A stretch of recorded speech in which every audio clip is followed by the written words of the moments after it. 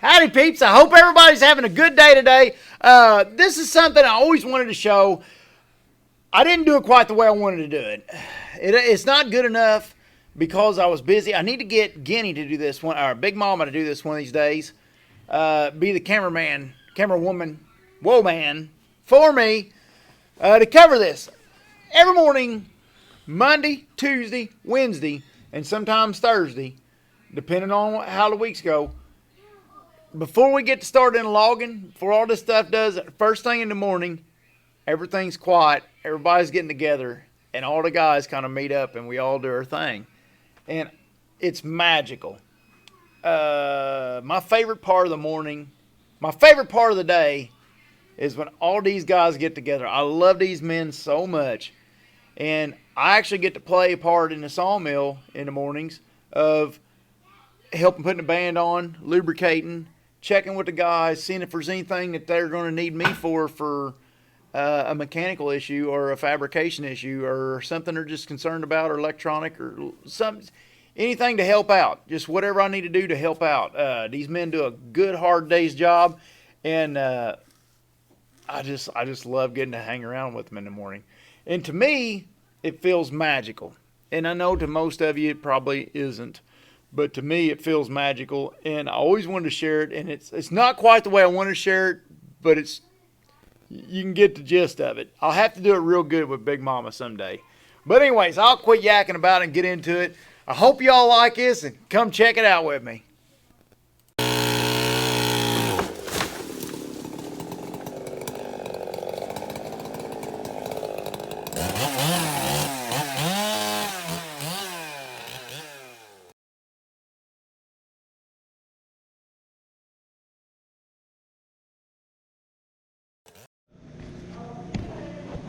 I don't know. There was about 10 5-gallon buckets of cut up taters. Things going about all day. I mean, they were going. Oh, I can't stop. Oh, man. You ready? Yep. Yep. There we go. Yeah.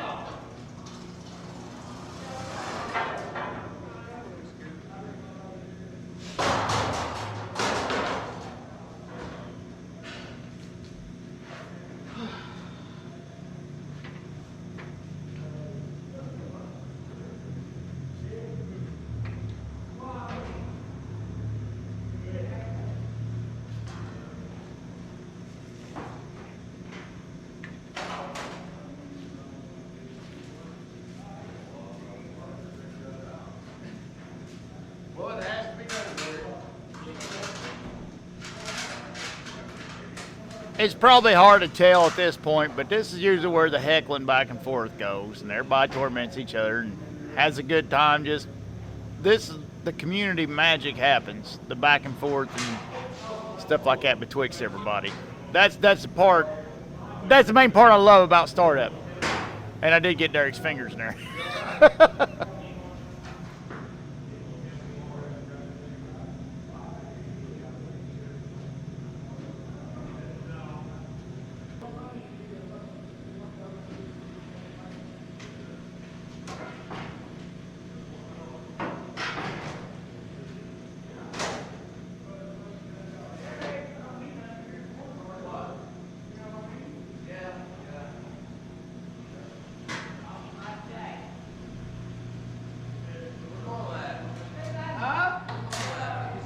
I hear over yakking.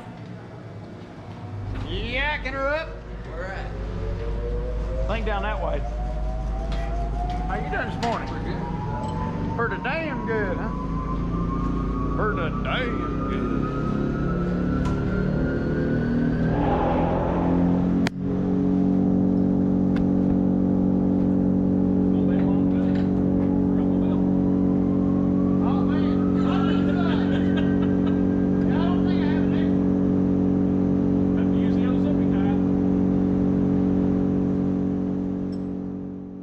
What makes the sound come out like that when they start is the way the soft starts work, juicing them up. Me and Hardwick's got to change the band guides before we put the band on and just come out of the file room. We change them out every time we run the band a new cycle. So they got it front and the back. Sometimes we have to change them out. I think this time we might have changed them out. So, and then the next time you get to flip them, that sort of thing. But the wear happens to them because they're what holds the band out straight when it's running.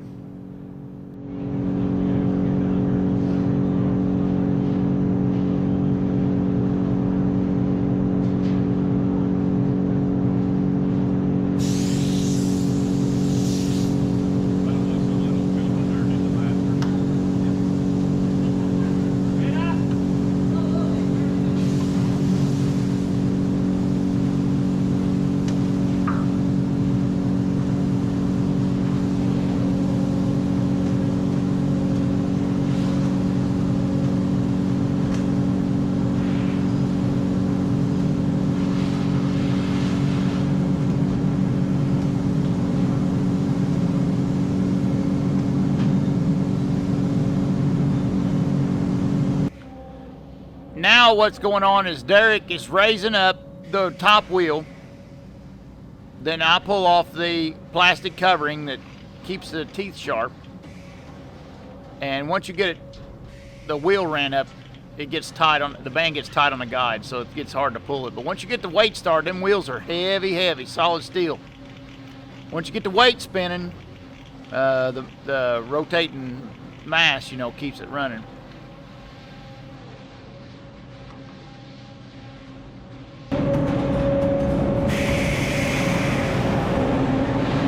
Now that sets the tension on it. That's what he's doing. Now he's going to start it and track it.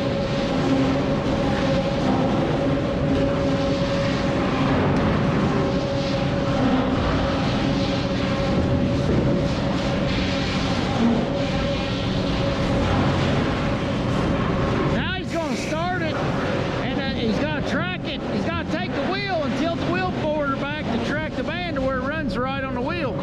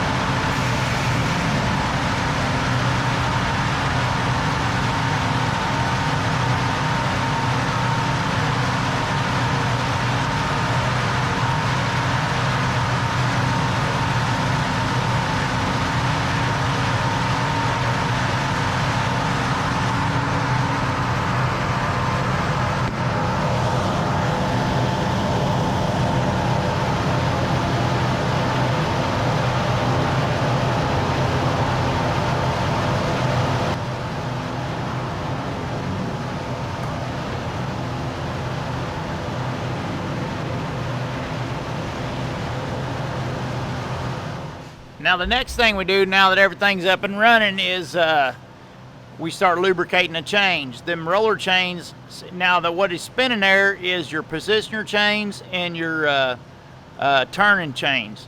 Them cants get up in them cradles and them roller chains will spin. They got teeth on them and they'll spin them cants to the right proper face facing towards the fence. That's the face that takes the board out.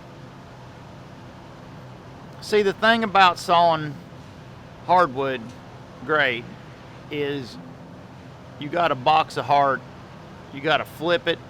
So you're doing a face, you flip, you do a face, you flip for the most part. Now sometimes that's not always the case because the tree puts most of its defects on the side that it sees the sun on. And on the other side of the tree, the dark side of the tree, there's a lot less defects. Now I'm over there doing the sweep chains over there. They call them sweep chains because they sweep the cans off the roll case. And that's over there on the merry-go-round, on the return. Timmy's over there in Hartwick. See, where Hartwick's standing over there, he just put his hand up. I don't know. Where Hartwick's standing over there, that's a grading station. That's as the cans come through the resaw, and they took a board off the face, they go over that to return the merry-go-round, and right there, the grader man flips it around to put the proper face towards the saw. So the operator that's feeding cans into the saw is more concerned about traffic copping and stuff like that, so he don't have to make as many grade decisions because he's got a full plate the way it is. Now I come along over here and I'm lubing up the ways and stuff like that, and the gear rack and pinion and stuff. I'm real big on the lubrication. I'm a lubricating nut. They all get a kick out of it, but I'm a lubricating nut. But it shows up on a downtime sheet. Proper lubrication, proper checking stuff out helps on the downtime. Of course, what also helps is all these good operators we got in here that's focused on their job. A lot of them's been doing it for a long time, and they know how sawmill works. And the tricks are in the details. Man, it's all about the details. Studying little knickknacks. The time you spend in the morning loving up on this equipment and greasing and lubing it and watching it turn and run, it gives you an opportunity to look for problem spots coming up. And it also gives the operator some face time to tell you about a problem they got coming up, or something they see's wrong, something needs fixed, or whatever, you know. Now, these operators are not just operators around here. The operators we have does a lot of wrenching and stuff too. So these guys you're watching here aren't helpless. But every once in a while they get, you know, to something that's a little deep and they need a little bit of help. They might need me help them. You know, sometimes it's just hold this while I start this bolt or whatever, and then sometimes it's, hey, you need to weld this for me or something, or we got an electrical short here or something we don't want to fool with, or, you know, danger or whatever, you know. I'm there for whatever everybody needs. Now he's firing up. Him and Hartwick, everything's lubricated. Now this spot right here that I got this camera on is a lot of moving parts. This is a lot of moving parts. This is very mechanical intensive spot in the sawmill. So it gets a lot of my attention. This resaw gets a lot of my attention. I want to make sure it works like a well-oiled machine, because the little knickknacks, chains, and little problems like that can be a big downtime. This thing used to make a lot of downtime. It don't hardly anymore, but it used to. But when it does, it's something like a little knick-knack on a chain or something, which lubricating and checking your sprockets in the morning, stuff like that, and looking for problems you can head off really slows down that. Now you see how he pulls some cants out from the head saw side. That's coming from the head saw, what you're seeing by the free-all can there. So he has so many cants he wants to put on that merry-go-round on Hartwick's end and the end up towards the front. And when he sees that getting a little too empty for his liking, he'll pull another can or two out. Now, and you're seeing the grade is not fantastic on these poplar logs. They're either upper logs, which is higher up in the tree. You see all the knots and stuff on them. They're either upper logs, which is higher in the tree, or else it was a section. If it's off the land, I think it's on a job I think this is on. It was an open, growed up open spot, which makes not so good colored poplar, and it's a lot of defects. But the one thing you don't see is a lot of mineral. Now there is some mineral in it, and usually when poplar grows back in a open area, from an open area, it makes a lot of mineral, and I'm not seeing a lot of that in these pieces. So which makes me think that this is just in your shorter logs tend to come from higher up in the tree. Your longer grade faces come lower in the tree. Look at that one coming over. Man, that's minerally. See all the purple in it?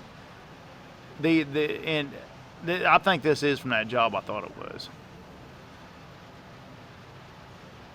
But poplar don't handle hard direct sunlight real well. It needs to have a canopy that sticks up in the sun. It needs sun. Poplar really needs sun, really likes sun. But it only likes a certain amount of it. It wants to be above in the canopy. It don't want sunlight beating the crap out of it in a bright south facing field, you know, so to speak, with hot soil. With I'm not sure on the acidity level, I'm not sure on that, but when you're growing back from abused farmland or something, you know, poplar don't do well the first trip through.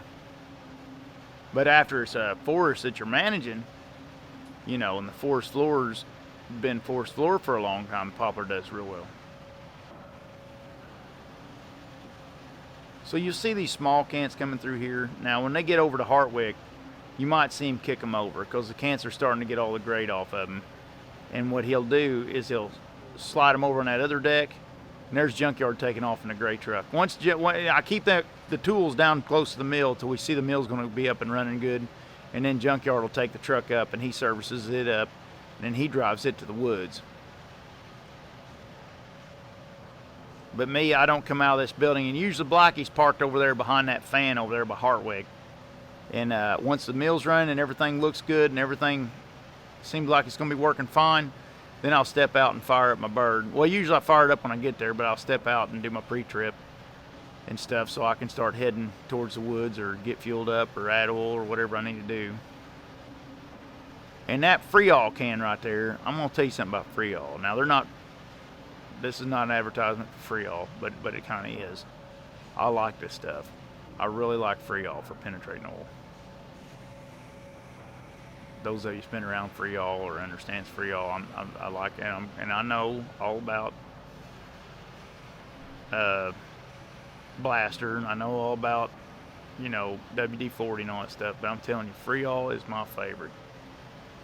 Has been for quite a few years now. I keep in my truck for lubrication, I keep a can of Resaw, I keep a can of WD-40 lithium grease, spray grease, and I keep that X357 black grease spray, and then I go straight to the grease. And I like my grease on regular grease. People ask me from time to time, I like it waterproof, as waterproof as I can get it. Black and nasty, I'm not a red tacky guy. Although Lucas does make some good grease, I'm not arguing that. I think Schaefer's makes some really good grease, but you can't pump it in the wintertime. But I like it as tacky as possible, black, nasty, waterproof. That type of grease is what I like. Now in the mill here, underneath the mill building, they use a lot of red. It's Co-op's version of the red and tacky that they use in the sawmill here, but you know, it's under roof. I'm not a fan of using red and tacky, Lucas red and tacky, or any of that stuff when you're out there in the weather.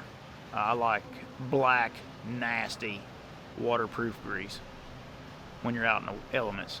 But under the roof here, red and tacky goes to the gun good.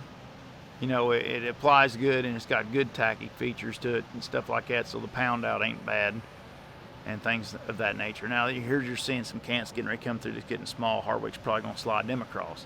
Now what he does is he slides them, the small ones across, and waits, and then Derek will move that fence out to a wide setting for running flitches, and then they'll bust all the pallet stock down at once. And that he's making a board. I didn't see what he done, if he set the fence or not. But he's getting ready to bring some more cants out, I bet you. This video is about over. I just want to see when he brings some cants out here.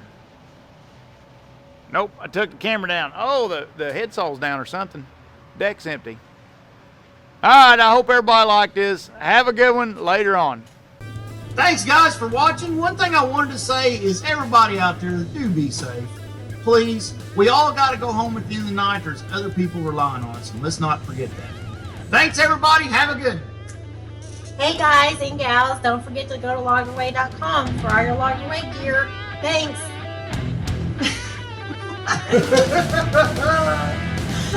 How much you paying me to say that? Man, how much you gonna give?